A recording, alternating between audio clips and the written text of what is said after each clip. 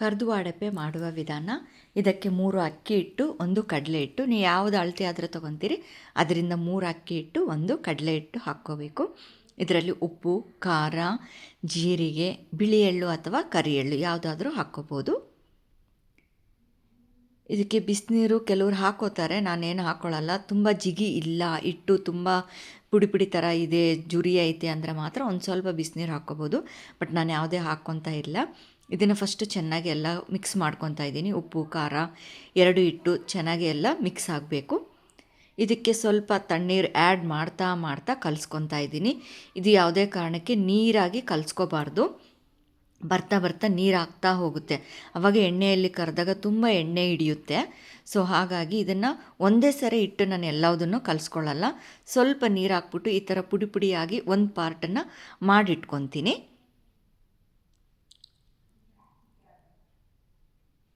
ನಾವು ಸ್ವಲ್ಪ ಕ್ವಾಂಟಿಟಿ ಮಾಡ್ತೀವಿ ಅಂದಾಗ ಒಂದೇ ಸರಿ ಎಲ್ಲದನ್ನು ಕಲಿಸ್ಕೊಂಡು ಬೇಗ ಫ್ರೈ ಮಾಡ್ಕೋಬೋದು, ಎಣ್ಣೆಯಲ್ಲಿ ಕರಿಬೋದು. ಸೊ ನಮ್ಮದು ಕ್ವಾಂಟಿಟಿ ಸ್ವಲ್ಪ ಇಲ್ಲಿ ಜಾಸ್ತಿ ಇರೋದರಿಂದ ಒಂದೇ ಸರಿ ಕಲಿಸ್ಕೊಳ್ಳಲ್ಲ, ಅದು ಇಟ್ಟು ನೀರು ಹಾಕ್ತಾ ಹೋಗುತ್ತೆ. ಈ ಥರ ಪಾರ್ಟ್ ಮಾಡಿ ಇಟ್ಕೊತೀನಿ. ಒಂದೊಂದು ಸ್ಟೆಪ್ಪಿಗೂ ಕಲಿಸ್ಕೊಂಡು ಆವಾಗ ನಾನು ಪೂರಿಯಾಗಿ ಅಂದರೆ ಕರ್ದು ಅಡಪೆನ ಎಣ್ಣೆಯಲ್ಲಿ ಕರಿತೀನಿ. ತುಂಬ ಗಟ್ಟಿಗೆ ಕಲಿಸ್ಕೋಬೇಕು, ಹಾಗಾಗಿ ಒಂದೇ ಸರಿ ನೀರು ಹಾಕ್ಕೋಬಾರ್ದು. ಸ್ವಲ್ಪ ಸ್ವಲ್ಪ ಸ್ವಲ್ಪ ಸ್ವಲ್ಪ ನೀರು ಹಾಕ್ಕೊಂಡು ಚೆನ್ನಾಗಿ ನಾದ್ಕೋಂತ ಕಲಿಸ್ಕೋಬೇಕು. ಹಿಟ್ಟು ಸ್ವಲ್ಪ ಗಟ್ಟಿಯಾಗೇ ಇರಬೇಕು.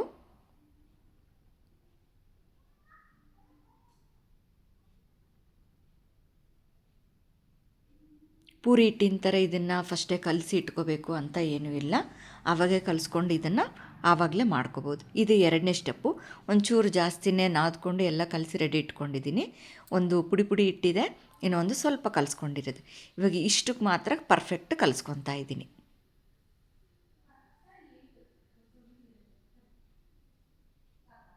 ಚೆನ್ನಾಗಿ ನಾದ್ಕೋಬೇಕು.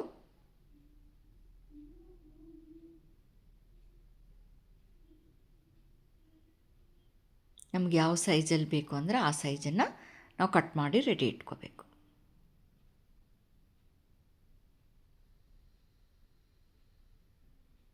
ಇಟ್ಟು ಚೆನ್ನಾಗಿ ನಾದ್ಕೊಂಡ್ರೆ ಪುಡಿ ಪುಡಿ ಆ ಥರ ಉದ್ರಲ್ಲ, ಈ ಥರ ಪರ್ಫೆಕ್ಟಾಗಿ ಎಲ್ಲ ಈಕ್ವಲ್ ಆಗಿ ಬರುತ್ತೆ.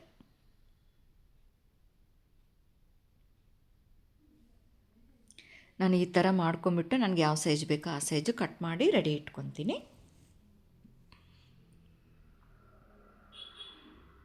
ನಿಮ್ಗೆ ಯಾವ ಸೈಜ್ ಬೇಕೋ ಆ ಸೈಜಲ್ಲಿ ರೆಡಿ ಇಟ್ಕೋಬೇಕು.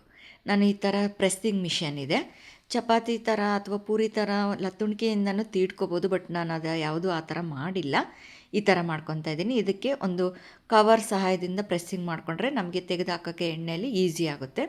ಕವರನ್ನು ಲೆಫ್ಟು ಮತ್ತು ರೈಟು ಅಂದರೆ ಕೆಳಗೆ ಮೇಲೆ ಇರೋದನ್ನು ಅದು ಅಂಟ್ಕೊಂಡಿರುತ್ತಲ್ವ ಅದನ್ನೆಲ್ಲ ಬೇರ್ಪಡಿಸ್ಕೋಬೇಕು. ಫಸ್ಟು ಕಟ್ ಮಾಡ್ಕೋಬೇಕು.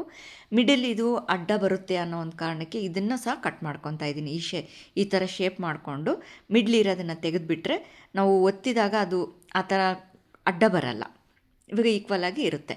ಅದಕ್ಕೆ ಎಣ್ಣೆ ಎಲ್ಲ ಹಚ್ಕೊಂಡು ರೆಡಿ ಇಟ್ಕೋಬೇಕು. ಮತ್ತು ಇಟ್ಟು ಇವಾಗ ನಾವು ಯಾವ ಸೈಜಲ್ಲಿ ಉಳ್ಳೆಗಳು ಮುರ್ಕೊಂಡಿದ್ದೀವಲ್ವ ಅದಕ್ಕೂ ಎಲ್ಲ ಕಡೆ ಎಣ್ಣೆ ಹಚ್ಕೋಬೇಕು. ಆಗ ಮಾತ್ರ ನಾವು ತೆಗಿಬೇಕಾದ್ರೆ ಈಸಿಯಾಗಿ ಬರುತ್ತೆ, ಇಲ್ಲಾಂದರೆ ಸ್ವಲ್ಪ ಕವರ್ಗೆ ಎಲ್ಲ ಅಲ್ಲೇ ಅಂಟ್ಕೊಂಡ್ಬಿಡುತ್ತೆ. ಇದಕ್ಕೆ ಎಣ್ಣೆ ಕಾಯಲು ರೆಡಿ ಇಟ್ಕೊಂಡಿರಬೇಕು. ಎಣ್ಣೆ ಚೆನ್ನಾಗಿ ಕಾಯಿಸ್ಬೇಕು. ಒಂದು ಸೈಡ್ ಒತ್ಕೊತೀವಿ, ಒಂದು ವೇಳೆ ಅದಾಗಿಲ್ಲ ಅಂದರೆ 2 ಕಡೆ ತಿರುವಾಕಿ ಪ್ರೆಸ್ ಮಾಡ್ಕೊತೀನಿ. ಈ ಥರ ಒಂದು 2-3 ಕವರ್ ಮಾಡಿ ಇಟ್ಕೊಂಡ್ಬಿಟ್ರೆ ನಾವು ಬೇಗ ಬೇಗ ಕರಿಯೋಕ್ಕೆ ಈಸಿ ಆಗುತ್ತೆ.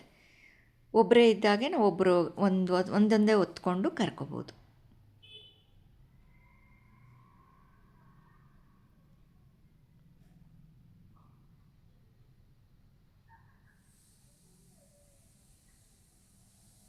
ಎರಡು ಮಾಡಿ ಇಟ್ಕೊಂಡಿದ್ದೀನಿ ನಾನು. ಎಣ್ಣೆ ಇವಾಗ ಚೆನ್ನಾಗಿ ಕಾದಿದೆ.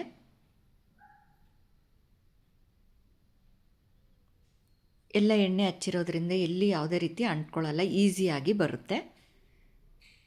ಸ್ವಲ್ಪ ಜಾಲಿ ಸೌಟ್ ಸಹಾಯದಿಂದ ಮೇಲೆ ಒಂಚೂರು ಪ್ರೆಸ್ ಮಾಡ್ತಾ ಇರಬೇಕು ಸುತ್ತ ಎಲ್ಲ ಕಡೆ, ಆಗ ಚೆನ್ನಾಗಿ ಉಬ್ತವೆ. ಒಂದೊಂದು ಉಬ್ಬಲ್ಲ, ಅದು ಎಣ್ಣೆ ಮೇಲೂ ಡಿಪೆಂಡ್ ಆಗುತ್ತೆ.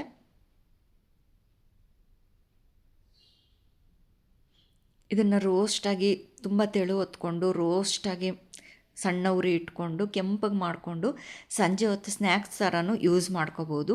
ಅದ್ರ ಮೇಲೆ ಸ್ವಲ್ಪ ಈರುಳ್ಳಿ, ಟಮಾಟೆ ಹಣ್ಣು, ಹುಣಸೆಹಣ್ಣಿನ ಹುಳಿ, ಸಾಸು ಆ ಥರ ಎಲ್ಲ ಪಾಪಡ್ ಥರನೂ ಸ್ನ್ಯಾಕ್ಸ್ಗೂ ಯೂಸ್ ಮಾಡ್ಕೋಬೋದು. ಇದು ತಿಂಡಿಗೆ ಪೂರಿ ಥರ ಕರ್ದು ಬಾಡಪ್ಪೆ ಮಾಡ್ತಾಯಿರೋದು.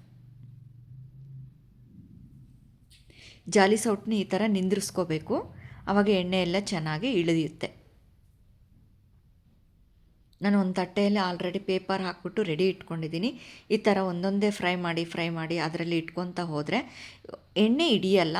ಫಸ್ಟಿಗೆ ಒಂದು ಚೂರು ಎಣ್ಣೆ ಅನಿಸುತ್ತೆ, ಅದು ಪೇಪರ್ ಮೇಲೆ ಇಡೋದ್ರಿಂದ ಎಲ್ಲ ಒಂದು ಸೆಕೆಂಡಿಗೆ ಎಲ್ಲ ಕೆಳಗೆ ಎಳ್ಕೊಂಬಿಡುತ್ತೆ.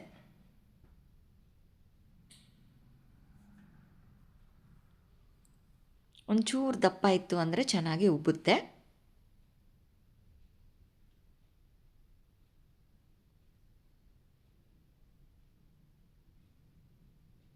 ಜಾಲಿ ಸೌಟನ್ನು ಈ ಥರ ನಿಂದ್ರಿಸ್ಕೊಂಡ್ರೆ ಎಣ್ಣೆ ಚೆನ್ನಾಗಿ ಕೆಳಗೆ ಇಳಿಯುತ್ತೆ. ಈ ಥರ ಕರ್ದು ಬಾಡಪ್ಪೆ ರೆಡಿಯಾಗಿದೆ. ರೆಡಿ ಟು ಈಟ್ ಕರ್ದು ಬಾಡಪ್ಪೆ.